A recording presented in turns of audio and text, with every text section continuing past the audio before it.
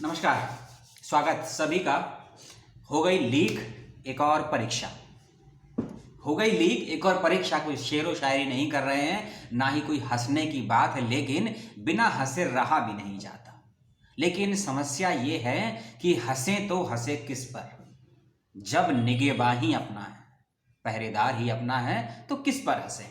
लेकिन आज हंसना भी बनता है, क्योंकि कभी यूपी टेट लीक होता है तो सीटेट वालों को फर्क नहीं पड़ता है, कभी सीटेट लीक होता है तो नेट वालों को फर्क नहीं पड़ता है, और कभी नेट का एडमिट कार्ड कुछ नहीं आता है तो किसी को फर्क नहीं पड़ता है। क्यों भाई? अब तक सोच रहे होंगे टेक्निकल प्रॉब्लम है, सोच रहे होंगे सर्वर का प्रॉब्लम है, सोच रहे होंगे सरकार के पास या सरकारी कार्यालयों के पास कर्मचारी नहीं है। आप सब ठीक है, सब चंगासी। कहाँ? भारत में, क्योंकि इलेक्शन है बाबू। और जब इलेक्शन होता है तो इलेक्शन सबसे पहले होता है और एग्जामिनेशन बाद में होता है। 2 साल से देख रहे हैं ना आप, चुनाव आयोग और देश का संसद जितना इलेक्शन को लेकर अलर्ट रहता है, हर प्रतिदिन कोई ना कोई नए अपडेट आते हैं, लेकिन एग्जामिनेशन को लेकर क्या आपने संसद के पूरे सत्र में जो बीता है कभी किसी सांसद के मुख से सुना? स्कूल खोले जाने चाहिए, कॉलेज खोले जाने चाहिए, विश्वविद्यालय खोले जाने चाहिए, जो परीक्षाएं लीक हो जाती हैं उनकी जांच होनी चाहिए। सुना आपने? नहीं सुना होगा, क्योंकि हमारे मंत्रियों की और हमारे शिक्षा मंत्री की प्रायोरिटी चुनाव है, इलेक्शन है, एग्जामिनेशन नहीं है। वह तो छोड़ दीजिए, हमारे आपके जैसे विद्यार्थियों शोधार्थियों की प्रायोरिटी मालूम क्या है? सरकार की आलोचना करना, और यह आलोचना करना कि सर नौकरी नहीं देती है सरकार। अरे सोचिए मूर्खों, दिन रात पढ़ते हैं आप, चना खा के पानी पी के कोचिंग में लाखों रुपए की फीस जमा करके तैयारी करते हैं परीक्षाओं की, और परीक्षा के दिन जाते हैं, 2 घंटे की 3 घंटे की परीक्षा होती है, 2 घंटे की परीक्षा दे चुके हैं, पीछे से कोई कंधे पे टच करता है और मुस्कुराते हुए कहता है परीक्षा रद्द हो गई, परीक्षा पोस्टपोन हो गई। कारण नहीं मालूम।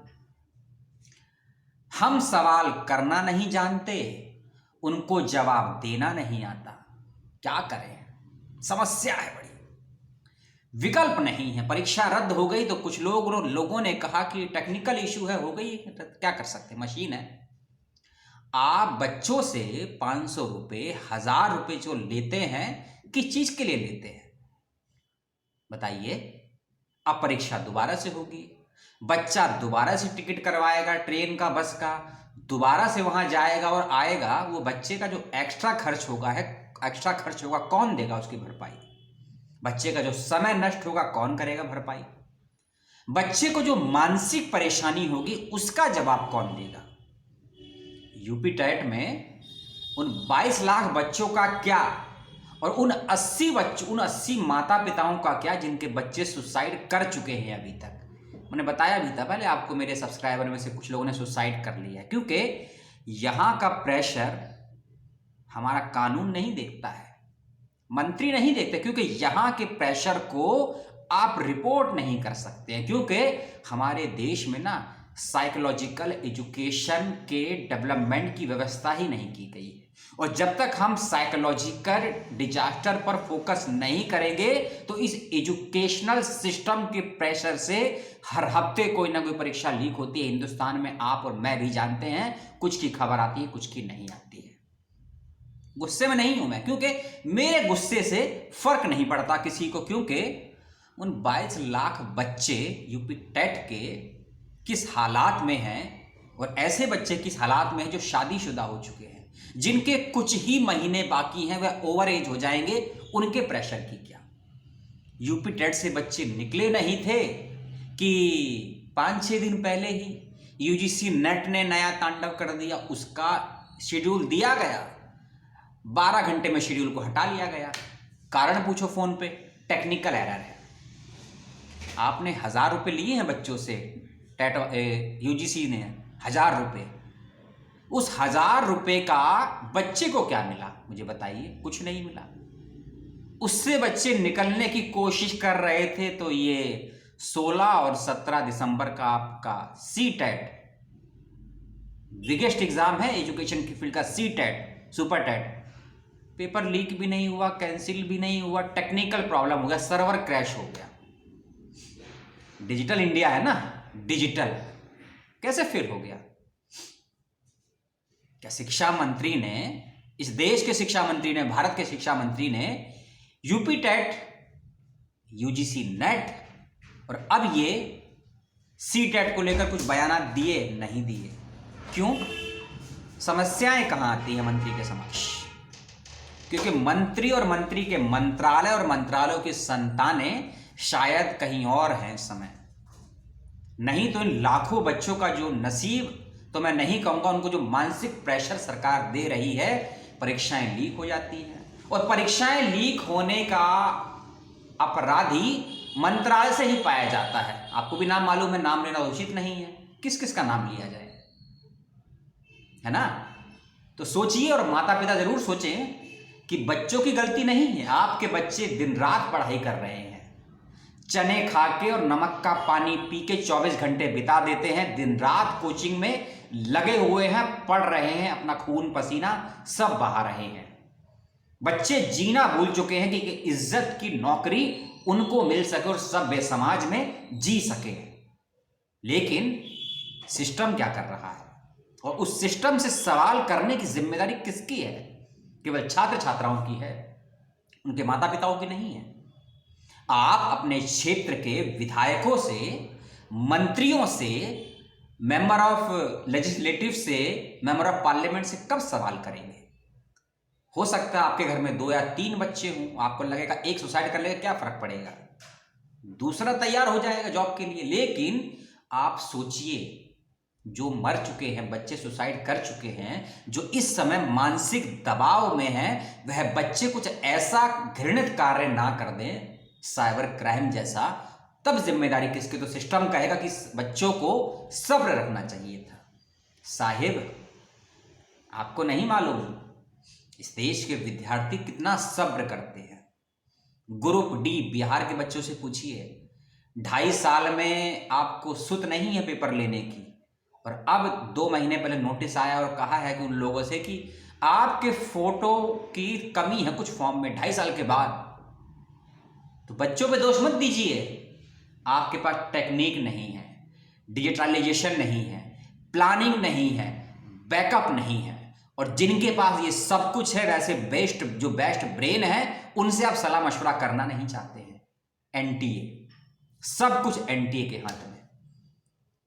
सवाल कर रहे हैं बच्चे हर यूट्यूबर से, क्योंकि अब ना विद्यार्थियों, शोधार्थियों को यूट्यूबर्स पे ज़्यादा भरोसा है, क्योंकि वहां से अपडेट फौरन मिल जाता है। और आप किसी सरकार को मंत्रालय में फ़ोन करिए, ईमेल करिए, महीनों महीनों आपका ईमेल तक नहीं देखते, फ़ोन तो आप लाखों कर लीजिए, नहीं उठाएंगे वो लोग, लेकिन यूट्यूबर आपको अपडेट देते हैं। तो यूट्यूबर से जब सवाल करता है कोई विद्यार्थी, सब्सक्राइबर, उसके माता पिता की एग्ज़ाम कब होगा, हम तो बता देते हैं, लेकिन एग्ज़ाम कैंसिल क्यों होता है, सरकार ये बता क्यों नहीं पा रही है? क्या कमी है बताइए? हर बात रवि सर कहेंगे क्या, या हर बात खान सर कहेंगे, हर बात ध्रुव राठी भाई कहेगा क्या?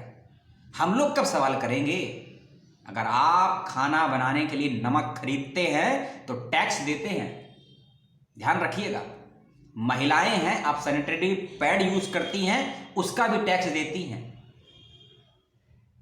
एक मजदूर पसीना पोंछने के लिए जिस रुमाल और गमछे का यूज करता है, वह भी टैक्स देता है, लेकिन सवाल नहीं करते हैं। क्यों? हमारी स्मृति, हमारी याददाश्त बेहद छोटी होती है, हम भूल जाते हैं। मंत्री आपके यहाँ आएंगे, 100 लोगों को रोजगार दे देंगे, 5 लोगों का अखबार में फोटो छाप देंगे, और हम उन्हीं 5 लोगों का एग्जाम्पल पूरे साल भर अपने बच्चों को देते हैं समाज में। देखिए, उनके बच्चे को नौकरी लग गई, लेकिन जिन बच्चों को नहीं लगी है ना नौकरी, उनकी गलती नहीं है कि नौकरी नहीं लगी है। कभी एग्जाम लीक, कभी रिजल्ट टाइम पे नहीं आया, कभी एग्जाम और रिजल्ट के बाद का कभी पीटी होता है, वो नहीं हो पाता है, कभी डॉक्यूमेंट वेरीफाई नहीं हो जाते हैं। तो कितने बार लीक करेंगे आप लिख के दे दीजिए ना। कि भारत में कोई भी परीक्षा बिना लीक हुए, बिना पोस्टपोन हुए सफल नहीं हो सकती, क्योंकि सरकार की प्रायोरिटी एग्जामिनेशन नहीं, ओनली फॉर इलेक्शन है। और संसद में एक ऑर्डिनेंस राष्ट्रपति की बदौलत पास कर दीजिए कि बिना लीक किए जो परीक्षा हो जाएगी उस मंत्रालय को भारत रत्न दिया जाएगा। भारत रत्न। कोई ऐसा मंत्रालय जो बिना लीक, बिना डिले के परीक्षा करेगा उसे मिलेगा भारत रत्न। और जो मंत्रालय ऐसा अव्वल करेगा जिस राज्य में, उस राज्य को बेस्ट राज्य का दर्जा दिया जाएगा भारत में प्रतिवर्ष। ऐसा बनाइए अध्यादेश और देखिए हर राज्य अपने यहां एक नई परंपरा चालू करेगा। लीक ऑफ द वीक नहीं होगा, लीक ऑफ द ईयर हो जाएगा। लेकिन हम सवाल नहीं करेंगे।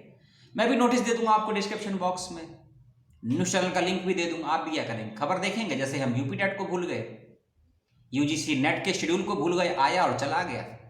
अब ये सीटेट भी भूल जाएंगे, क्योंकि हम उस देश के वासी हैं जिस देश में गंगा बहती है और सब कुछ आता है हमको, लेकिन होशियारी नहीं आती है। इस देश के मंत्रालय के मंत्री गंगा का भी यूज करते हैं, आपके भोलेपन का भी यूज करते हैं, क्योंकि वो लोग आपको आपके बुद्धि विवेक से नहीं पहचानते हैं, जानते हैं। आपके धर्म, आपके सरनेम, आपके कपड़े और आप किस विश्वविद्यालय में पढ़ते हैं इससे जानते हैं। आप जादवपुर से हैं या काशी विद्यापीठ से हैं, बीएचयू से हैं, जेएनयू से हैं, डीयू से हैं, वर्धा से हैं, केरला से हैं, सिक्किम से हैं, इससे जानते हैं आपको। लेकिन आप क्या हैं ये नहीं जानते हैं। और अच्छी बात है, क्योंकि हम विद्यार्थी शोधार्थी में कुछ जानने वाला है ही क्या। संविधान ने इतने अधिकार दिए हैं, कभी यूज करते हैं, कर्तव्य दिए हैं, यूज करते हैं कभी। हमें अपने अधिकार ही नहीं पता है। आर्टिकल 29 और आर्टिकल 32 का यूज हम लोग कैसे करेंगे हमें आज तक नहीं पता है।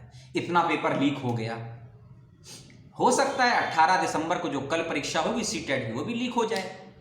क्योंकि हम पता है क्या सोचते हैं, अच्छा उसका लीक हुआ है, हमारा कैसे हो सकता है। हमारे पास तो दिल्ली जैसा शहर है, हमारे पास तो मुंबई जैसा शहर है ना, ये हमको लगता है। लेकिन जब आपके साथ हो जाता है ना, तब आपको दूसरे के दर्द का थोड़ा सा एहसास जरूर होता है, थोड़ा सा, ज़्यादा नहीं, क्योंकि ज़्यादा की हमने कभी कल्पना ही नहीं की। हमारे सपने होते हैं जुगनू जैसे, और हम चमकना चाहते हैं मछलियों की तरह। जब आपके सपने होंगे ज्वालामुखी की तरह, तभी आप चमकेंगे सूर्य की तरह। तो सवाल करिए, जो आपदा आप पर आई है, लेकिन सिस्टम इस आपदा में अवसर खोज लेगा, क्योंकि उसको चुनाव में प्रचार प्रसार के लिए आप जैसे युवाओं की जरूरत है। उनको मालूम है परीक्षाएं लीक होने पर कोई प्रदर्शन, कोई प्रोटेस्ट, कोई सवाल नहीं होगा, लेकिन मंत्रियों की रैलियों में उन खाली कुर्सियों को भरने के लिए आप ही जाएंगे, क्योंकि आपको पैसे मिलते हैं 1500 रुपये। लेकिन वो 1500 रुपये देकर आपसे आपके करोड़ों का ज्ञान, आपका समय ले रहे हैं। चलिए कोई बात नहीं, हमको भी भड़ास निकालनी थी, निकाल ली। आज गए थे दिल्ली यूनिवर्सिटी, उसका भी नई राम कहानी क्या है। ऑन द स्पॉट एग्जाम का शेड्यूल बदल देते हैं दिल्ली विश्वविद्यालय के लोग। आप इंटरव्यू देने जाएंगे ऑनलाइन, पता लगा इंटरव्यू ऑफलाइन चल रहा है। उसकी भी बात करेंगे आज दिल्ली गए, जेएनयू गए, जामिया गए, बहुत जगह गए आज, उसकी भी बात करेंगे रात में। ठीक, चलिए सीटेट का है, ये लीक हो गया, कोई बात नहीं। आप भी रिकमेंड करिए अपने अपने राज्य को कि आपको लीक ऑफ द स्टेट का अवार्ड चाहिए या नहीं, या कुछ और फिराक में है। यूपीएससी भी उसी हालात में है जनाब। यूपीएससी दिल्ली के जंतर मंतर पर जाइए, बच्चे बैठे हैं कि हमको एक मौका दे दीजिए, क्योंकि कोविड ने 2 साल तो बर्बाद कर दिए। कोविड ने 2 साल तो बर्बाद कर दिए विद्यार्थी सुधार, लेकिन शिक्षकों की सैलरी पूरी मिली, शिक्षकों की सैलरी पूरी मिली, वाइस चांसलर की सैलरी पूरी मिली, रजिस्ट्रार का एक पैसा नहीं कटा। लेकिन बिना विश्वविद्यालयों में रहे, बिना परीक्षा दिए, बिना ऑफलाइन क्लासेस लिए बच्चों से फीस पूरी ली गई। लेकिन हम फिर भी सवाल नहीं करेंगे, क्योंकि सवाल करना हमारा एजुकेशनल सिस्टम हमको नहीं सिखाता है, और जो चीज सिखाती है वो हमको पढ़ाया नहीं जाता है। सवाल करना हमको हमारा भारत का संविधान सिखाता है, और भारत के संविधान की शिक्षा पॉलिटिकल साइंस और लॉ के अंदर के अलावा कहीं और देखने पढ़ने को मिलती नहीं। और जब कोई व्यक्ति लॉ के आधार पर, संविधान के आधार पर बात करता है अधिकारों की, तब हम लोग कहते हैं कि ये लीडर बन रहा है। लीडर, नेता नहीं, लीडर। सवाल करिए। हो सकता है जब आपके आस पड़ोस से सगा संबंधी किसी मानसिक प्रताड़ना से गुजरे, तब आपको एहसास हो कि सिस्टम क्या हो गया है। सरकारें नहीं बची हम देश में, सिस्टम बचा है। ठीक है, वैसे भी दिसंबर खत्म होने वाला है और 21 अभी बाकी है, क्योंकि दिन में हम जब जेएनयू में थे ना, हम सोच रहे थे जेएनयू में कि अभी तो 2021 खत्म होने में 14 दिन बाकी हैं। इन 14 दिनों में कौन सा तांडव करेगा और किस किस की 13वीं निकलेगी, ये उम्मीद नहीं थी मुझे। लेकिन शाम को 6:30 बजे बजता है फोन, दोनों नंबरों पर फोन, और जैसे इंटरनेट ऑन किया 55 ईमेल आए थे, 55, और सब में कॉमन एक सवाल, परीक्षा लीक नहीं हुई, सर्वर फेल हो गया, सर क्या करें। चलो यूपी टेट नहीं हुआ कोई बात नहीं, सी टेट तो हो जाता। और यूपी टेट जो दे रहे हैं बच्चे, वह सी टेट भी दे रहे हैं और वो नेट भी दे रहे हैं। अब समस्या ये है कि जनवरी के महीने में जो CSI या नेट की परीक्षा होगी, कहीं वो लीक ना हो जाए, वो पोस्टपोन ना हो जाए, तब क्या करेंगे हम लोग। समस्या तब भी गंभीर है, सोचना होगा लीक आखिर क्यों होता है। इस लीक की रोकथाम कीजिए आप लोग, नहीं तो ऐसा लीक होगा ना कि फेविक्विक से भी नहीं जुड़ेगा। सिस्टम को परेशान कीजिए, सवाल मत कीजिए। अगर थोड़ी सी क्षमताएं हैं, बैठ जाइए जाके, मत बनाइए शाहीन बाग। छात्र कुछ है दिखाइए, जेपी के बाद कुछ हुआ था इस देश में, लेकिन देखते हैं आप कब तक दिखाएंगे और क्या दिखाएंगे, क्या आप में क्षमताएं हैं, क्या आपको संविधान ने आर्टिकल 19, 21, 29 और 32 ने क्या सिखाया है आपको। और अगर पालन करना हो तो आर्टिकल 348 का भी कर लीजिएगा। जाइएगा हाई कोर्ट अगर क्षमताएं हैं। हमारे तो कुछ मित्र गए हैं, आज ही चले गए हैं, ठीक, हम भी होकर आए हैं। तो खाइए कभी जेल की हवा। अरस्तु ने बहुत कुछ लिखा है, उसके बाद मार्क्स ने भी लिखा है, गांधी ने भी लिखा है जेल के बारे में। जिस दिन जेल का और सरकार का भय निकल जाएगा, उस दिन आप राम प्रसाद बिस्मिल हो जाएंगे। और जिक्र क्यों किया मैंने बिस्मिल साहब का, आज कुछ है बिस्मिल साहब का ना, कभी जीवनी पढ़िएगा राम प्रसाद बिस्मिल की, अगर छात्र हैं, विद्यार्थी हैं, क्योंकि उन्होंने जेल से लिखी थी जीवनी राम प्रसाद बिस्मिल ने, और छात्रों में बेहद फेमस थे राम प्रसाद बिस्मिल। आज का प्रसंग क्यों जोड़ा है कमेंट करके बताइएगा, थोड़ा सा अगर समझते होंगे। और परीक्षाएं हो गई हैं लीक, आपको बहुत बहुत बधाई, बहुत बहुत मुबारकबाद। एक और परीक्षा लीक होने वाली है, एडवांस में बता देते हैं आपको, और उसका संबंध इंडिया से ही है, और लगभग 30 लाख बच्चे प्रभावित होंगे उससे। ठीक है ना, 34 लाख तो हो ही चुके हैं बर्बाद, उन 30 लाख में से देखते हैं आपके परिवार के कितने हैं। ठीक, एडवांस में बताया है, और रात में बात करेंगे दिल्ली विश्वविद्यालय की और BHU की। ठीक है, धन्यवाद, जय हिंद।